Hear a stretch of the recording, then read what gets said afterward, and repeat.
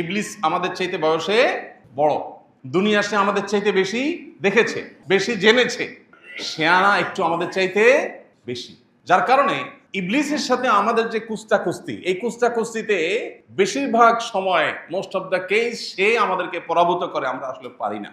কারণ সে একটু বেশি শেয়ানা, সে একটু বেশি সিনিয়র, সে একটু বেশি পারে, এজন্য আমরা ধরা খাই এসে আল্লাহর কাছে কাঁদি, আল্লাহ শয়তান তো আমাকে ধ্বংস করে দিছে, আমাকে তো জাহান্নামী কাজ করায় ফেলছে, আমার দিয়ে গুনহার কাজ করাই ফেলছে। আল্লাহ, আমরা যখন আল্লাহর কাছে নালিশ করি, আল্লাহ তাআলা বছরে একবার শয়তানকে ধরে রাখেন, যাও সুযোগ এবার তোমার জেতার, সারা বছর তুমি জিততে পারো না, সে জিতে ফেলে, তুমি 2বার জিতলে 10 বার সে জিতে, তো এই সুযোগ তাকে হারিয়ে তোমার জিতে যাওয়া।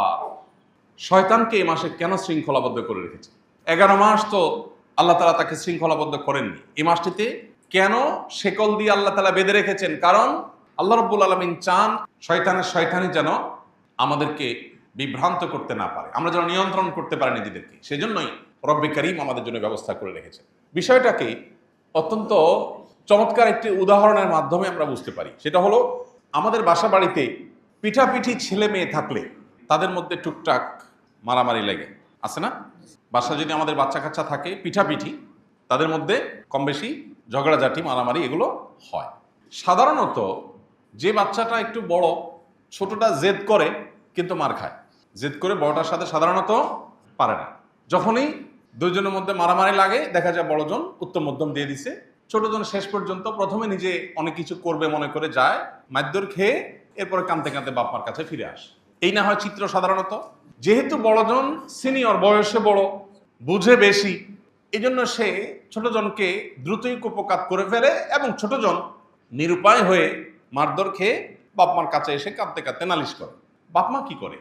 বাপ মা সাধারণত যদি দেখে যে কোনোভাবে বাচ্চাকে বোঝানো যাচ্ছে না, সে অনেক জেদ, বড়জন তাকে কেন মারলো, কিছু একটা করতেই হবে, তখন মাঝে মধ্যে, সব সময় না, বড়জনকে ধমকাতে বলে, কেন তুমি তার গায়ে হাত দিলা? এরপর তার হাত ধরে রেখে ছোটজনকে ইশারা দেয়, ঠিক আছে তুমি এবার 2-4টা মারো, তোমার জিদ থামো। এবার ছোটজন চান্সে 2-4টা মেরে আবার বাপ ইশারা দেয়, মা ইশারা দেয়, সে পালায় যায়। এরকম হয় না আমাদের বাসা বাড়িতে? আল্লাহ রাব্বুল আলামিন আমাদেরকে সৃষ্টির আগে সৃষ্টি করেছেন ইবলিসকে।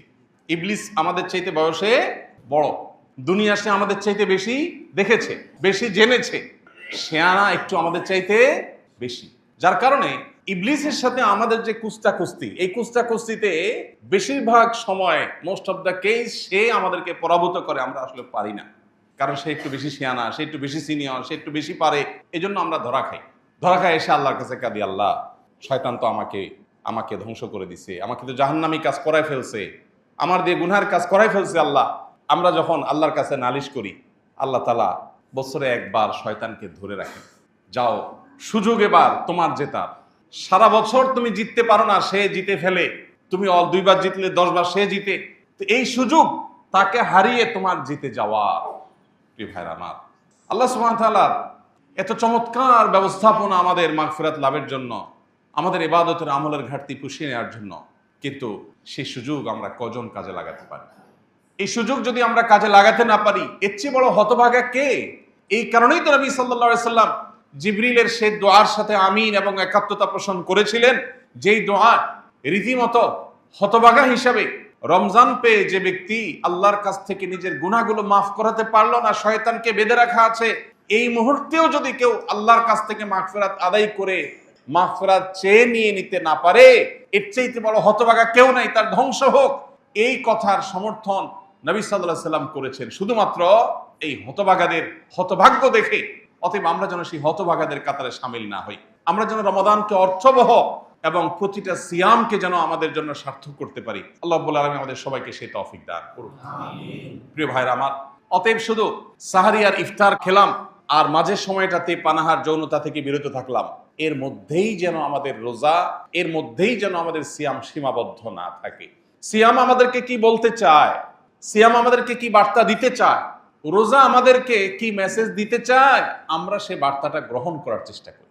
এবং এই 3টি কাজ নয়, শুধু সকল প্রকার অন্যায় অনাচার থেকে বিরত থাকার এই সংগ্রাম, বিরত থাকার এই প্রচেষ্টা, এটা আমাদের অব্যাহত রাখতে হবে সামগ্রিক জীবনে। তাহলে ইনশাআল্লাহ আমাদের এই সিয়াম, আমাদের রোজা এটা সার্থক হবে। রব্বে করিম আমাদের সবাইকে আমাদের রোজাকে পরিপূর্ণভাবে সার্থক করার তৌফিক দান করুন। এই রোজা যেন আমাদের সমস্ত গুনাহগুলোকে মাফ করে দিয়ে যায়।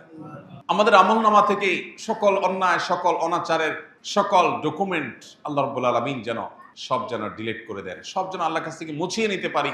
আর কিছু না, প্রয়োজন তাওবা, প্রয়োজন সংকল্প, প্রয়োজন নিজের পাপাচারের জন্য আল্লাহর কাছ থেকে চোখের পানি ফেলে ক্ষমা চেয়ে নেওয়া, নতুন করে আর কোনো গুনাহ, কোনো অনাচার করব না, এই মর্মের সংকল্প করা। এ দুটি কাজ খুবই সহজ, কিন্তু একদিকে আমাদের বাহিরের শত্রু শয়তান, অপরদিকে আমাদের ভেতরের শত্রু আমাদের কুপ্রবৃত্তি। এ দুটি শত্রু আমাদেরকে কোনোভাবে তওবা করতে দেয় না। রমাদানের অনেকগুলো দিন অতিবাহিত হয়ে গেছে। কি মনে হয়, আমি কি আল্লাহর কাছ থেকে আমার গুনাহগুলো মাফ করাতে পেরেছি? মাফ করাবার জন্য চেষ্টা করতে পেরেছি? আমি কি 2, 4, 10, 20 মিনিট সময় নিয়ে আল্লাহর কাছে চোখের পানি ফেলে জীবনের তরে সকল অন্যায়, অনাচার, গুনাহ বর্জন করবার সংকল্প করতে পেরেছি? আমি কি জীবনে সমস্ত পাপাচার থেকে ফিরে আসব সেই সিদ্ধান্ত নিতে পেরেছি? অত্যন্ত গুরুত্বপূর্ণ প্রশ্ন। নিজের বিবেকের কাছে প্রশ্ন রাখি। আনন্দের বিষয়, সময় এখনো শেষ হয়ে যায়নি। যদি আমার নিজের ব্যাপারে কোনো অনুযোগ থাকে, অভিযোগ থাকে যে আমি আসলে সেই কাজটি করতে পারিনি, তাহলে আল্লাহ শুকর আদায় করি, সময় এখনো শেষ হয়ে যায়নি।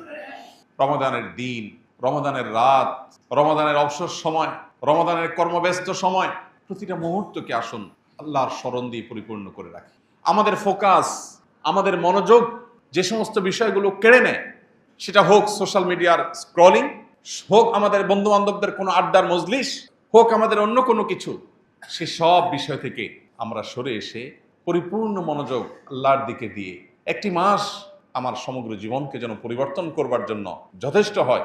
এখান থেকে যেন সেই রসদ আমি পাই, সেই প্রেরণা আমি পাই, সেই শক্তি আমি পাই, সে উৎসাহ যেন আমি পাই, সে উদ্দীপনা যেন আমি পাই, সে সিদ্ধান্ত যেন আমি গ্রহণ করতে পারি, জাহান্নামমুখী ট্র্যাক থেকে সরে এসে জান্নাতমুখী ট্র্যাকে যেন আমি উঠে যেতে পারি, সেই চেষ্টাটা আমাদের থাকতে হবে।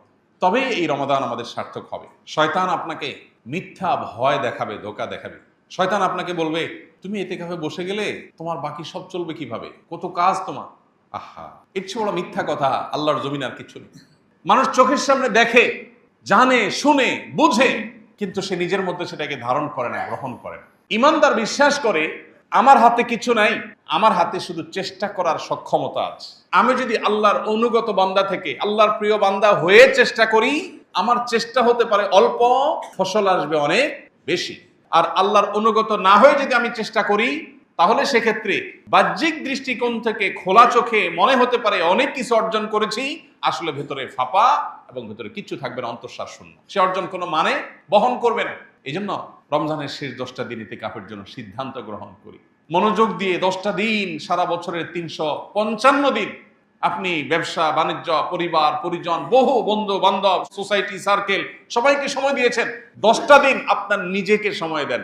মসজিদে চলে আসেন, সম্ভব হলে নেট কানেকশন ডিসকানেক্ট করে ফেলেন এবং একান্ত প্রয়োজনের জন্য মোবাইলটা সাথে রাখেন, হাই হ্যালো কথা, প্রয়োজনীয় কথা সারার জন্য। 10টা দিন মসজিদের পরিবেশে এসে আল্লাহর সাথে একটু কানেক্টেড হওয়ার চেষ্টা করেন।